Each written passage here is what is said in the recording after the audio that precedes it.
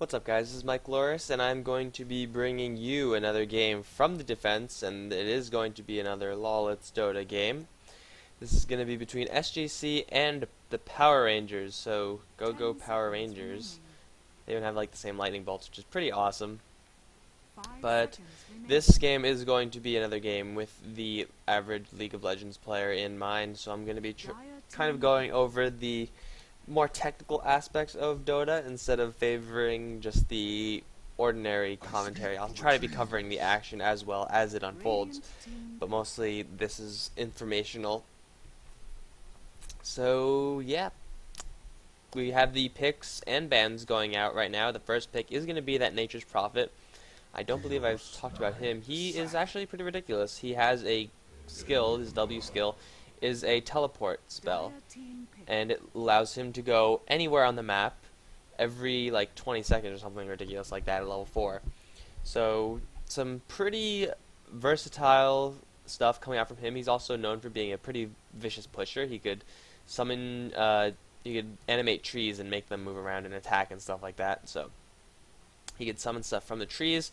He could teleport all over the map. So it's a hero who isn't really affixed to any specific role, as is the Leshrac.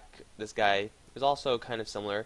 He does have a lot of burst damage, but he could also be played as a support, and something you don't often see in League is that a hero will have more than one role. Usually, if you see someone who goes AP, if you have Orianna, you're going to have an AP carry Orianna. If you have a Taric, it's not going to be a Bruiser Taric on the top lane. It's going to be someone supporting a carry on the bot lane. And where Dota differs just a little bit is that if you have someone like the Leshrac, it could be, well, he could be getting a lot of farm. They could be putting him with someone so that Leshrac could be getting all the last hits, and then he'll be getting a lot of money, and then build up the big items, and then kill everyone with his heavy magic damage later on. Or it could be he's just going to be playing support. He's going to be setting, using his stuns to try to get some kills, wandering around the map a little bit. So in that sense, the picks kind of hinge on the versatility of a hero. I've even seen this guy, the Chaos Knight, who's typically played as the kind of bruiser, I guess, hero. I've even seen him being played support, like getting literally no CS and then just using his stun to set up kills. So the early stages of a Dota match, as the picks and bans, as far as the picks and bans are concerned, a lot of it hinges on being very versatile. Not the bans as much, since you usually have the same 6 bans coming out, or relatively similar 6 bans. You have the Lycanthrope right here. Chen is a very common ban. The Darkseer is a very common ban, and they're just banned because they're deemed a little bit too strong for the current metagame. They do things that are quite frankly very hard to shut down. So the bans are usually relatively similar, but the picks usually they don't really show the team's hand. What I mean by that is that a team could go for a 4-1 strat, which is what I like to call it. I don't know what it's actually called, or I don't even know if it actually has a name, but it's a strategy where they pick 4 heroes who kind of hold on to the game for 30-40 minutes while the other one person just farms up, and usually that person is going to be playing a hard carry role. So then the 4 people try to not die that too much, try to set up some kills, push some towers, just buy time for the other person to farm. Or they could go for a full-out pushing build where they have summons, they have creep clearing abilities, and then they just try to take tower after tower and just play a very early power game in which the other team really needs a lot of people in the lanes to make sure that doesn't happen. So in that sense, there is, in my opinion, a little bit more strategy involved in Dota as far as the picks and bans goes. One of the comments on my last video, or one of my previous videos, is that there's a little bit of, I gotta shut that down, my apologies guys, I'm just gonna, there we go, okay, Skype is open, there it goes. So, sorry if that was too loud, by the way, I don't know how loud that was. It was much my attention that there is a little bit going on in LoL as far as the picks goes. It has like the couple dual APs, you got a poke lineup, you get like Ezreal and I don't know, Lux or something like that. I don't really know exactly what would constitute a solid poke lineup. But the thing is, no matter what your lineup is in League, it's not going to change how your lanes play out. If you say, okay, we're going to have a dual AP game, and you have, I don't know, you have Ryze in the mid lane, and obviously you're going to have a jungler, because I don't know why you wouldn't run a jungler in League. The junglers are rarely AP. If they are AP, they usually clear the jungle extremely slowly. Their ganks are kind of on the weak side. Bot lane is always going to have that support AD, and, well, the support can build up AP if they, I mean, like, they're always very effective once they get AP, but they never have the money to actually do so. So the only option is the top lane, and so far I've seen Kennen, Rumble, and Vlad. I believe that's it. Is that it? Yeah, I think that's it. Going on to the top lane. And then there's your dual AP, and if you have someone like Ezreal on the bot lane, there's your Kennen and Ezreal, there's your poke lane. So even though you're running what seems like a different strategy, which will play out later in the game, I'm sure the poke strategy will hinge upon just waiting for fights to start and using that delay before the fight actually plays out to give yourself an advantage before everything just goes to hell and there's massive 5-on-5 clash. In the early stages of the game, the lanes are going to be relatively the same, and Vlad, Kennen, Rumble, well, Rumble especially, they really do well up there on the top lane. So even though the strategies are different, it doesn't really make the entire game play out differently, and that's where Dota kind of differs. And I just missed like all the frickin' picks, but that's okay. I will go over notable things in the future. I'm going to be talking about this blue cat guy in a little bit called the Night Stalker, but I will talk about that when the time comes. So far, Power Rangers, with this Juggernaut pick, he has a spin to win spell, Blade Fury, and he also has a skill that is similar to Fiora's ultimate, except he is invulnerable while he's doing it. So he has a spin that does a crap ton more damage, so Garen has a similar skill to this Juggernaut, and then Fiora has, they share an ultimate. Juggernaut shares an ultimate with Fiora. He's typically played as a hard carry, and the rest of the Power Rangers team going to be playing that more 4-1 kind of game, although the Juggernaut, with that spin, does a lot of damage. He could do pretty well in the early game, and there it is. Goes for a pretty long duration as well, so Garen, eat your heart out.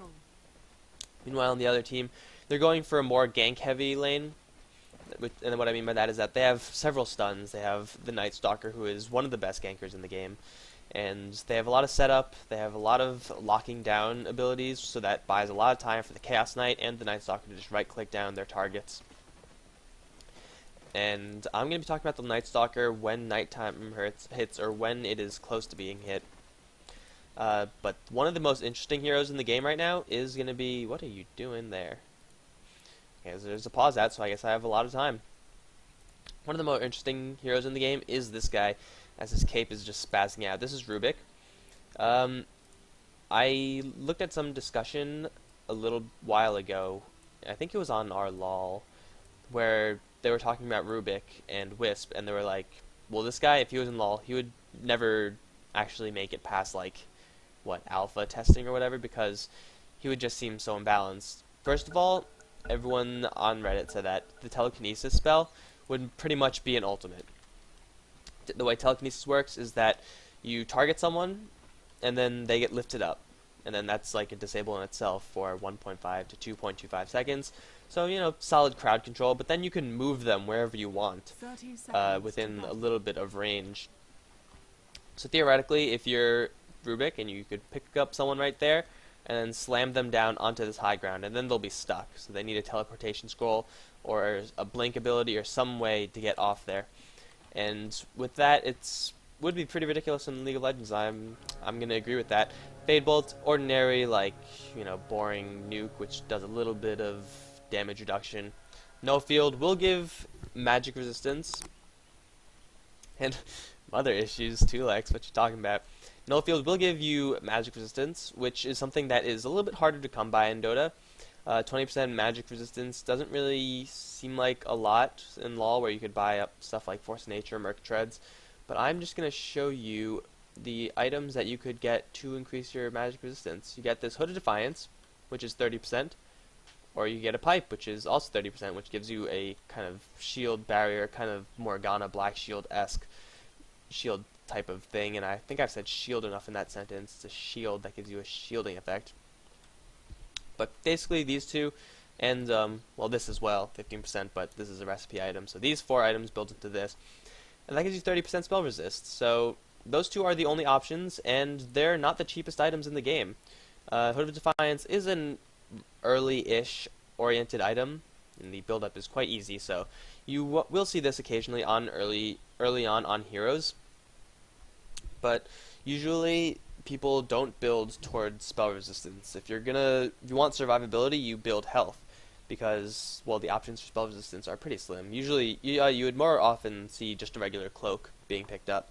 But with only 3 items being the option for magic resistance, stuff like Null Field actually does quite a bit to give your team a little bit more longevity. And yeah, each hero has a base 25% magic resist, I believe. Is 25? Yeah, 25% magic resist. And then it doesn't stack, like, I don't think it stacks up, like, perfectly, so you get a little bit of diminishing returns as you stack up more of it. But nonetheless, spells will deal quite a bit of damage. 300 damage at level 4. Once this Fade Bolt is level 4, it'll do 300 damage, which will bounce around, and, well, that's pretty substantial as far as his own health pool goes. And so on the other team, the nukes, when they get higher level, will deal... Yeah, good job, Ham Sandwich. Make sure they don't keep pauses forever, but nukes will deal a lot of damage in the early game. However, later on, as each hero gets a little bit more strength, a little bit more health from their items, whatever they might get, the spell damage will still deal relatively the same amount, assuming they don't get any of those magic reduction items. But it will deal less in comparison to their total health pool, which means that spells will tail off at the end. The only real options to prevent that is this Veil of Discord, which you see it from time to time, which will reduce their magic resist by 25. So, but you don't really see that often because there's a lot more better items to get. Aghanim Scepter will improve some heroes' ultimates to make it so that they do more damage or something like that. You see that item as well on certain heroes, but there's no AP that you can just buy up and have your spells be more effective. So if you're an intelligence hero, which most intelligence heroes are kind of casting oriented, what you see is what you get, and it's not going to get much stronger than that. Mid lane is going to be Chaos Knight being played by Warlog with Ofak on the Leshrac. Going to be playing up against a solo mid Enigma Rain TT. The thing about Enigma is that he could solo lane, but he could also jungle with these little demon dudes. Weck is going to be playing the Shadow Demon, and ASDL going to be playing the Nature's Prophet. So there are his little trees that he's controlling, already doing stuff like that. Kranich is going to be playing the SGC's Night Stalker, who did pick up the invisibility rune, a little buff in the middle. Tulex is going to be supporting him as the Rubik. Well, I'm going to be talking about, I don't know what's happening right here, but, yeah, Tide Hunter. I don't know what that is. Fresher Headshot on the Windrunner, and ZXC on the Juggernaut. So, we already saw a little bit of an engagement right there. I'm just going to skip back just a little bit so we can see what happened. He's coming in. Shadow Demon is going to disrupt Windrunner, which basically takes her out of the game. And then there goes the spin. But with Windrunner's ability, Windrun, which gives her a pretty substantial movement speed boost, she got out of there just fine. Another noteworthy thing is that mana in this game regenerates a lot slower. 0.6 is, I think it's, in LoL, it's just 5 per 5. This is a little bit less, so mana is a little bit harder to come by, and you just have to manage it a little bit better. But with 110 mana cost on this Blade Fury and only 208 mana base at level 1, it's pretty hard to just spam it up, which is something that is a little bit easier to do in League of Legends. You even get like seals or marks or whatever. And bonuses from outside of the game don't exist in Dota. You get some cosmetic items, and do we have any cosmetic items in this game? I don't think so. Oh yeah, Juggernaut has a cosmetic item. He's the sword and helmet, I believe. So that's different from his normal set, but they don't do anything. They're just for show. They're basically just like skins, or partial skins, I guess. Nature's Prophet. You can actually see what they have, and he doesn't have anything either. What's happening right now is kind of... yeah, it's weird what's happening right now, but it also makes a lot of sense. So the bot lane for SGC, the Radiant, the team on the bottom left, is playing a Night Stalker and Rubik lane. And Rubik was over here. He was making sure that whoever was in this bot lane, anyone who was sitting over here would just get right-clicked down and pressured back.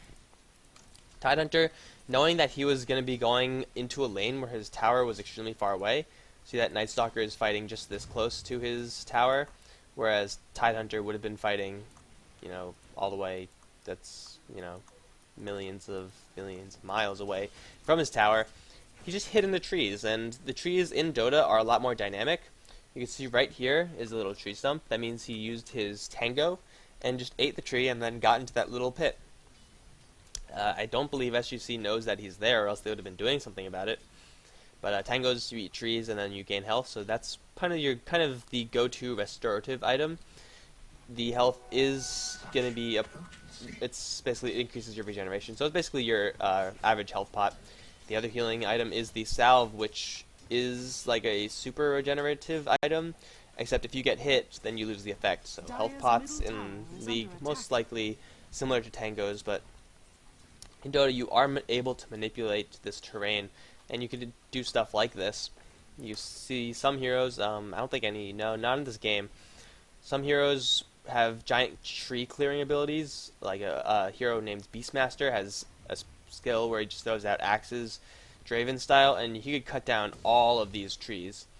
And Beastmasters often do that, and which means that if they're standing right here, they have free line of sight to anyone who's over here. So that means they could see anyone approach from like any angle, and that generally leaves them in a little bit of a safer position, as opposed to having these trees up, in which case if you're standing right here, you could see them coming from right here or right here. And when you do see them, then you're pretty much already dead because you are surrounded and you're going to get your ass kicked. But what Tidehunter's doing is kind of weird, but I actually like, he knows that he's going to be pressured back. If he was standing in the lane normally, when standing like over here, or when the creeps are over here, or just like trying to gain some experience, then this guy would have been on his ass, right-clicking him, using his nukes, and then Tidehunter would have been forced back, would have taken a lot of restorative items, and he would have been just hugging the tower. But instead, he would be hugging the tower, and he would be level 1. He would not be able to get any experience, but instead, by doing that, he's level 3. So he actually got something from the lane that he wouldn't normally get out of it. And now we see a very early 4-minute push going on to the top lane tower of SGC. As we see, actually, the Tidehunter going to be fighting Kranich and the Rubik. There goes the Levitate and move the Tidehunter down. And Tidehunter might get a kill. No, Night Stalker is going to be able to nuke him down with that Void. So Night Stalker, who got 28 CS in 5 minutes, so that is phenomenal CS, but, there's no one in his lane to really contest the creeps. So he had a free lane all to himself, and that is going to be first blood going to the Night Stalker. But in the meantime, top tower of SGC has fallen to a very early push. There have been earlier pushes. Sometimes you see 4 heroes going into a lane at level 1 just trying to take a tower down as fast as they can, and usually by the 3rd-ish creep wave, the tower is dead. And that leads to a pretty substantial gold advantage, and looks like Power Ranger is going to keep going.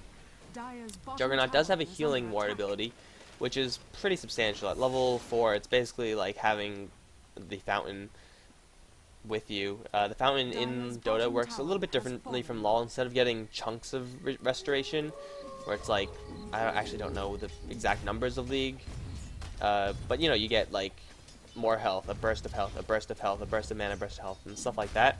In Dota, it's a constant thing. I believe it's 6% of your health and mana per second, but it's a constant thing, and having this healing ward, which the other team can destroy, does give you a lot of longevity. Now it's 6 on the timer, and Night Stalker has his mouth open. Night Stalker is ready to hunt. The thing is, a big difference in Dota as compared to LoL is that there is a day and night cycle. Each day and night period lasts 6 minutes. When it's daytime, you see normally, everything's fine. When it's nighttime, your vision gets reduced for most heroes. There's only like a couple who don't have that reduction, Night Stalker being one of them. And Night Stalker is going to go onto this Enigma, as he has some pretty relentless chasing abilities. Enigma is going to take a fall. At the same time, Leshrac, with his Diabolic Edict, which can be used to hit buildings, is going to be able to take down that tower. So now I think it's as good as time as any to explain Night Stalker. Night Stalker simply isn't just simply a name, as you see Juggernaut actually owning the Windrunner. We actually missed his ultimate. I'm gonna pause this for a little bit just to explain what. Actually, let's move back, and then we're gonna see Juggernaut kill the Windrunner, and then I'm going to explain the Night Stalker. So hold on to that thought. Actually, I'm gonna add a little bit of speed. Come on, come on, come on! Kill him, kill him, kill him, kill him. So he's just farming, farming, farming, and not yet. Not yet. Damage goes in. ZXC is just farming.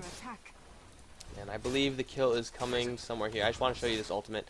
So Juggernaut going strong onto the Windrunner, and there is the ultimate. Windrunner was all alone, and you know the dangers of a Fiora ultimate when you're all alone. But the Omni Slash jumped only to her, and each one did a ton of damage. And just by using that one spell, Windrunner died. Which seems pretty ridiculous.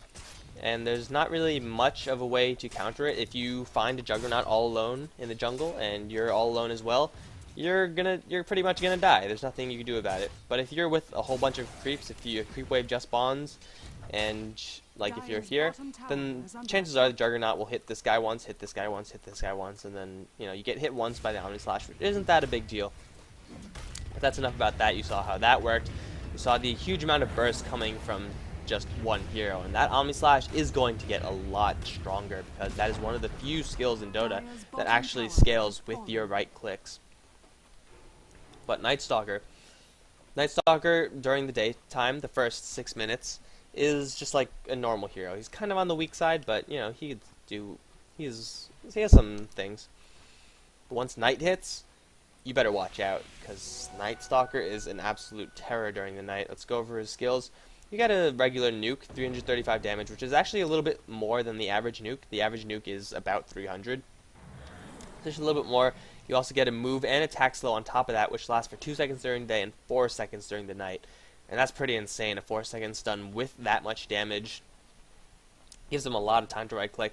He has Crippling Fear, which is a silence, so 5-second silence and a chance to miss during the nighttime. And Hunter of the Night, which makes him move and attack a lot faster. So once nighttime hits, this guy, who is already very tanky, has a vitality booster, which gives him a little bit of extra health.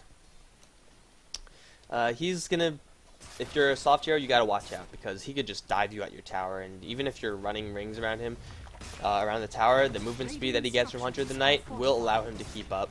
And here we have another push coming out from Power Rangers, looking to take their second tower. Oh, but ZXC is gonna be in a lot of trouble. He's gonna get bursted down extremely quickly. Tidehunter is also gonna die to the Lishrax Edict, those little explosions of rainbow. But those are not like happy rainbow explosions, those are sad rainbow explosions. ASDL also going to get taken out by the Night Stalker, trying to use his teleport skill, as that's what you saw there. He's waving his hands a little bit, trying to get out of there with his teleport. But unfortunately did not work out for him.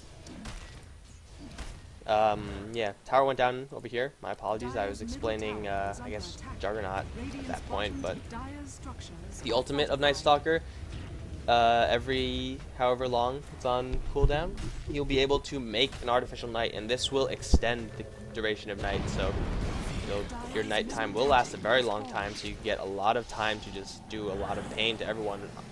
Juggernaut has his Omni Slash up. He's looking to be in range of that Windrunner. Windrunner is in range, and she's going to go down. Omni Slash chopped down Windrunner. The power of the Juggernaut. Juggernaut is one of the few heroes who can carry, and carries exceptionally well, might I add, but also has a substantial amount of early game power. And that might seem a little bit OP, but he's actually balanced extremely well. He's been the same for like past 1 million patches or something like that. He does have that spin to win, which deals a ton of damage, 5 seconds with 140 magic damage per second. Yeah, that's gonna hurt if he has a slow to set up with him. The healing ward, which I already went over, he has a standard crit thing. And the Omni Slash, what I said before, that Omni Slash is one of the few skills that scales with your right clicks. Every single, or the majority of skills, let's look at some other right clicker. Chaos Knight. Here we go. He has a nuke that does magic damage and slows. He has something that gives him a little bit of bonus, and also pulls someone back towards him. So kind of like I don't want to say Blitz Hook, because there's actually a hero who's very much like Blitz. But he has a crit as well, and he has Phantasm, which makes illusions of himself that deal full damage, which is pretty freaking insane. But the spells that he has, I guess Phantasm also kind of scales with his damage, but all the other heroes don't really have that. Like, if you have a skill called Power Shot, there's no way to increase that past 360 damage.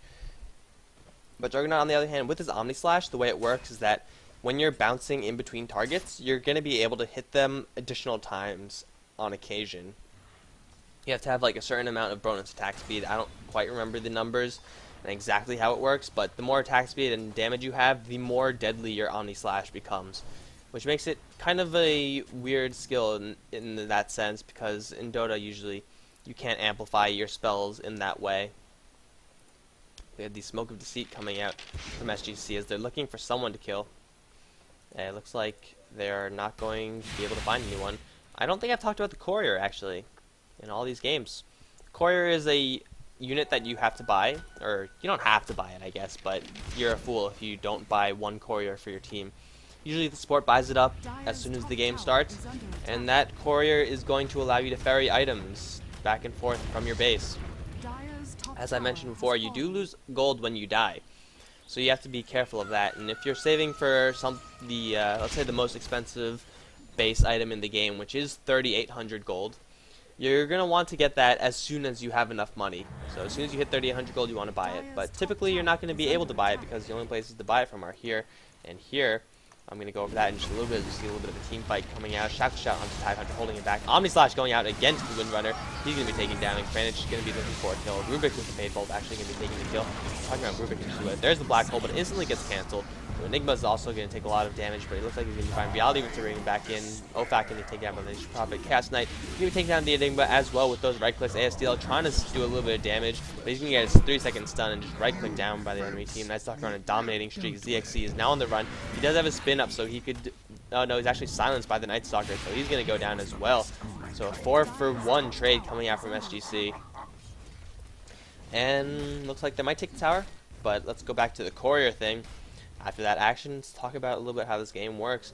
Courier is something that you don't have in League of Legends, which actually I feel like it would be pretty cool if you could. But again, the fact that you can't really effectively control multiple units in League of Legends really prohibits the Courier from being an option.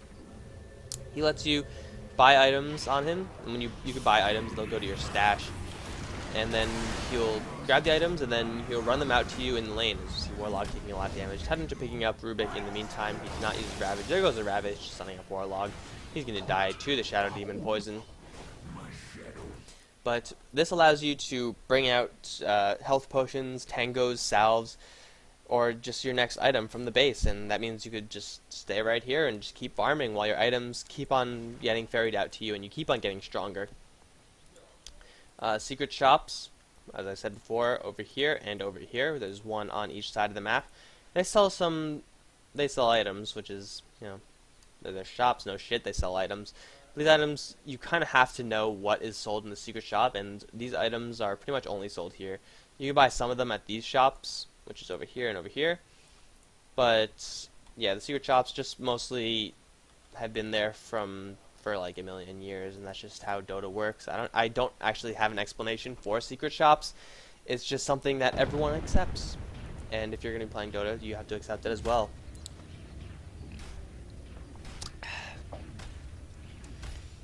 So there's the Courier and that, and now I can talk about Rubik. I went over his first 3 skills, but the most important skill of Rubik, and pretty much why you pick Rubik, or why you pick Rubik in pub games at least, because it's so much fun, is Spell Steal. I'll just let you read that for a little bit. But yes, that is exactly as it sounds. You steal an enemy spell, which is freaking awesome. It's the most fun spell in the game, in my opinion. Because you have someone like Tidehunter, used his Ravage, giant AoE stun, it's an ultimate. Well, Rubik grabs that spell, uses Ravage of his own. So that mechanic to get combined with the telekinesis mechanic would be so freaking ridiculous in League of Legends. He would be like first pick, first ban material every single game. There goes the Prophet Teleportation, so that's his spell. Going to be able to bounce down to the bot lane, and together with Juggernaut going to be trying to take down his tower, but there's the fortification and 2 teleportations coming in. Actually, Telex is going to try to get him down, but spin does make you magic immune. So he spun, and then he used a teleportation scroll, and there's no way to stop that. And there you go, spell steal from Rubik.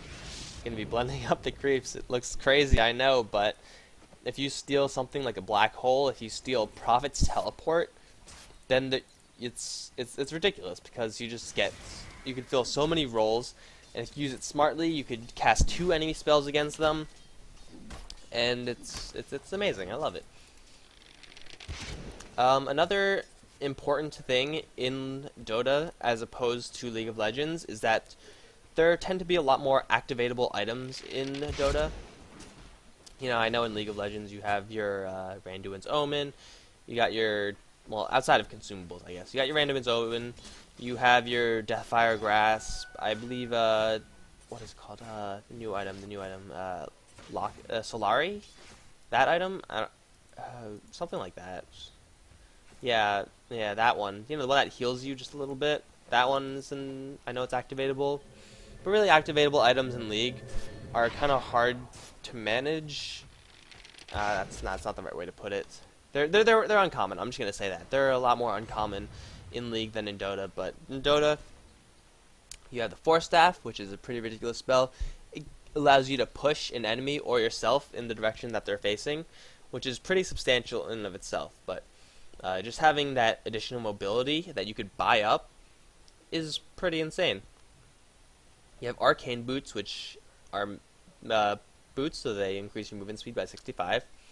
And then every so often, you could just give a burst of mana to everyone in your vicinity. So it's something like this.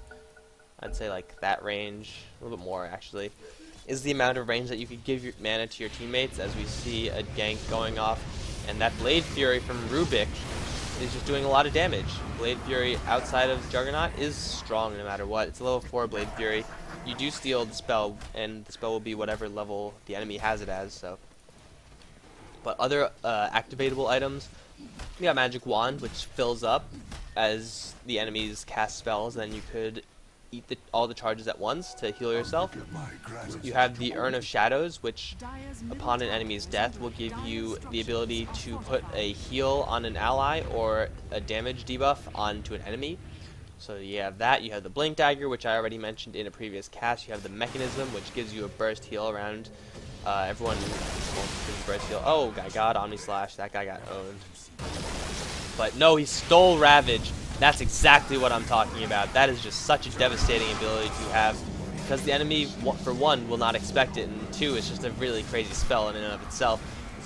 Continuing fight, Rain TT getting right-clicked by the Night Stalker and the Chaos Knight. He is now on the run. 3-second stun coming out from his Chaos Bolt, which deals a random amount of damage. And looks like Rain TT is going to be taking down Kranich. Going to be slowing down ZXC. ZXC is still on the run. He does have Flaz and Drum, so he is going to be able to survive. 2-second stun going on Weck, however, Weck is not so lucky. Self-disruption that will allow him to get a little bit more time, but a power shot from the Windrunner going straight through him. Going to be able to take that kill. And there's the Arcane Boots, burst of mana. You see an Earn Charge on Warlog, which is the green thing that is currently around him. So he's being healed. And he does have a bottle, which he could drink to get a little bit more health and a little bit more mana.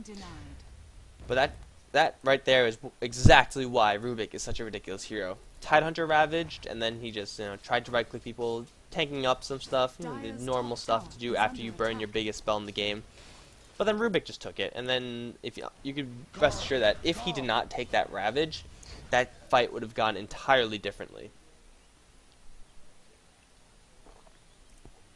I guess one way to put it is that Dota is balanced by having everyone be so insanely strong that everything kind of balances out. In LoL, everything tends to be a lot more moderate compared to Dota.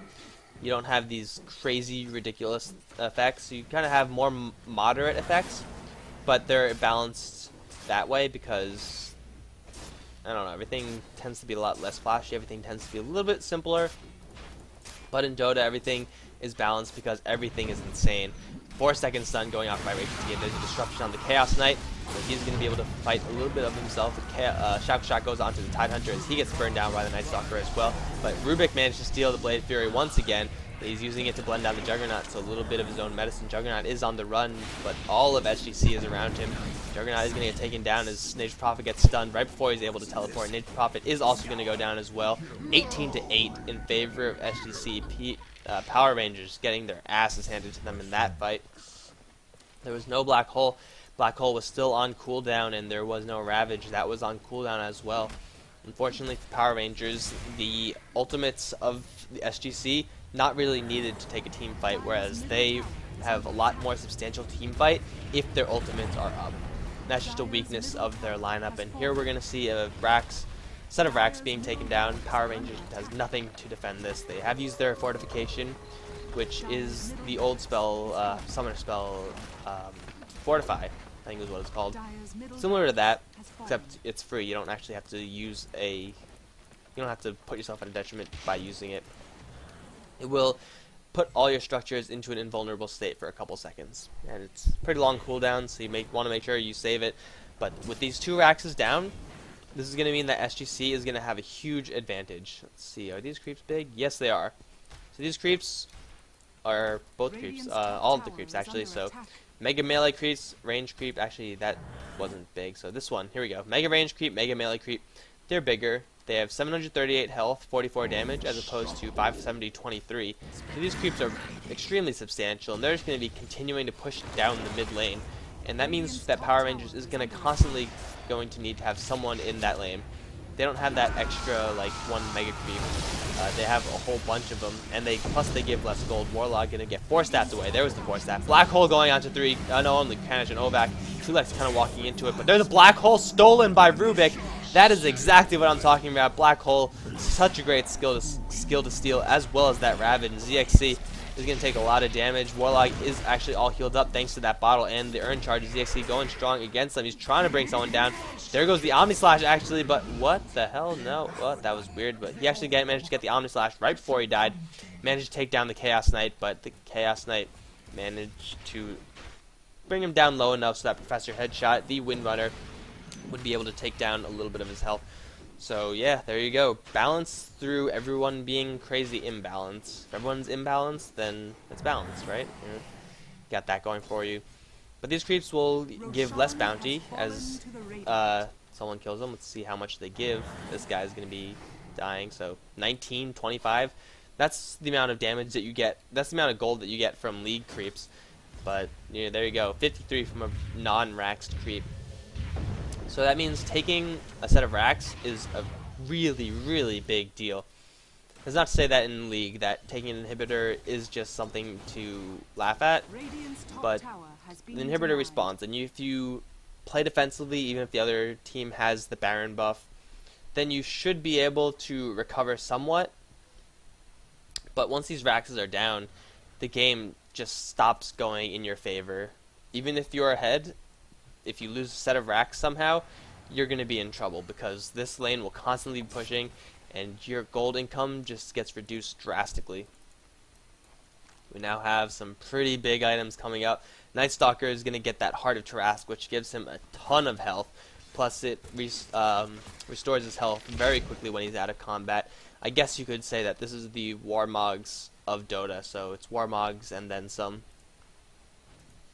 Let's see, other big items. Mech is up on Rubik. Kranich is going to go for a Heart of Tarask of his own. And Professor Headshot is going to get screwed over. He's trying to do something. He's trying to run, but he's chilling. Trying to get a little more gold, I guess. Juggernaut has Vladimir's Offering and Jump of Endurance. So not going for a straight damage build, mostly going for a pushing build. Vladimir's Offering is an aura item, which will increase the damage and armor of all of your creeps as well as all of your friendly heroes. And, yeah, doing some weird animation canceling shenanigans. And also give all your melee heroes a little bit of lifesteal. Let's see, Tidehunter has that Blink Dagger, Mech and Medallion on the Nature's Prophet. Both of these are activatable items. Power Treads are activatable as well. They give you a boost of stats, so +8 to whatever stats they are currently on. And that was the doorbell plus my dog, so I apologize for that. Nothing to do about that. But 3-second stun going off on ZXC. Ravage coming off from Vanis, but he uses his Anchor Smash, so that is not going to be stolen. 17 seconds before Rubik has his Black Hole, and a little bit less until Enigma has his. No one is actually going down this fight. Omnislash going off, hitting a lot of creeps. ZXC trying to spin down Warlock. And the Night Stalker is actually in the back doing work on his own. Going to be going for the Night Stalker next. The Night Stalker is actually going to teleport out of that just fine. And this, oh my god, Black Hole again coming out from Rubik. That spell steal lasts for a very long time. And there's the GG coming out from ZXC and all of Power Rangers. So that's going to be the game. Only a 26-minute game. That was mostly extended by the pauses. Like, look, it says 47 minutes. Now, it's 20 minutes of pause. And draft, I guess. But so this game, another relatively short game, but I had a chance to explain a lot of stuff to you guys. Hopefully, yeah, hopefully you enjoyed it. I had a lot of recommendations to do this casting with someone else. Unfortunately, I don't know anyone. Most of my friends have kind of been introduced to Dota. I know a couple of people who play exclusively LoL, but they're not the kind of people to want to jump in and do something like this. So I've had a lot of recommendations to get a co-caster on these things, and if you want to do this, I will be more than happy to bring you aboard. We could just watch a game, and I could walk you through some of these things, get someone else's perspective on some things that may or may not make sense. I know I glanced over a lot of things, but that's something that I am open to doing, so if you are open to that as well, just shoot me a PM. We can see if we can work something out. Other than that, I got a lot of good feedback from everyone, so I'll try to get a couple more videos of this out. I'm kind of running out of stuff to talk on. There's not that much I could say in addition to what's already been said, but yeah, hopefully you guys just enjoyed this. Again, let me know what you thought, and yeah, SGC versus Power Rangers SGC with the 10-0-12 Night Stalker. As I said, a terror during the night, and he did use his nighttime well, so SGC taking that game. Thanks for watching, guys. This will be up relatively soon along with another game. Well, I guess if you're watching it, it's already up, so yeah, that's it. GG.